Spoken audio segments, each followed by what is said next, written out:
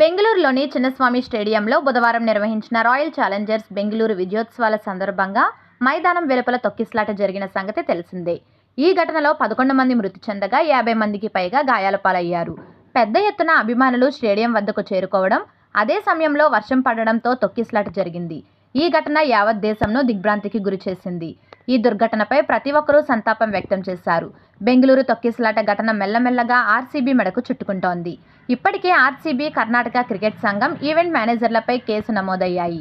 RCB team marketing head Nikhil సోసాలేను, event నిర్వాహక సంస్థ డిఎన్ఏ ఎంటర్టైన్మెంట్ నెట్వర్క్స్ ప్రైవేట్ లిమిటెడ్కు చెందిన 3 సిబ్బందిని శుక్రవారం ఉదయం బెంగళూరు పోలీసులు అరెస్ట్ చేశారు. ఈ నేపథ్యంలో ఆర్సీబీ స్టార్ బ్యాటర్ విరాట్ కోహ్లీని కూడా అరెస్టు చేయాలంటూ నెటిజన్లు డిమాండ్ చేస్తున్నారు. తొక్కిసలాటకు బాధ్యుడిగా కోహ్లీని వెంటనే అరెస్టు చేయాలని పోస్టులు పెడుతున్నారు. దాంతో ఇప్పుడు కోహ్లీ పేరు సోషల్ మీడియాలో ట్రెండింగ్లో ఉంది. ప్రస్తుతం అరెస్ట్ కోహ్లీ అనే హ్యాష్ట్యాగ్ ట్రెండ్ అవుతోంది. గతేడాది డిసెంబర్ 4న పుష్ప 2 సినిమా రిలీజ్ సందర్భంగా ఆర్టీసీ క్రాస్ రోడ్లోని సంధ్యా థియేటర్ వద్ద జరిగిన తొక్కిసలాటలో ఓ మహిళ మృతి చెందిన విషయం తెలిసిందే. వద్దని చెప్పినా వినకుండా థియేటర్కు ఐకాన్ స్టార్ అల్లు అర్జున్ వచ్చారని, తొక్కిసలాటకు బాధ్యుడిగా బన్నీని పోలీసులు అరెస్ట్ చేశారు. విరాట్ కోహ్లీని చూడడానికి లక్షలాది మంది చిన్నస్వామి స్టేడియానికి వచ్చారని, ఈ తొక్కిసలాటలో అతడిని బాధ్యుడిగా చేస్తూ అరెస్టు చేయాలని నెటిజన్స్ డిమాండ్ చేస్తున్నారు.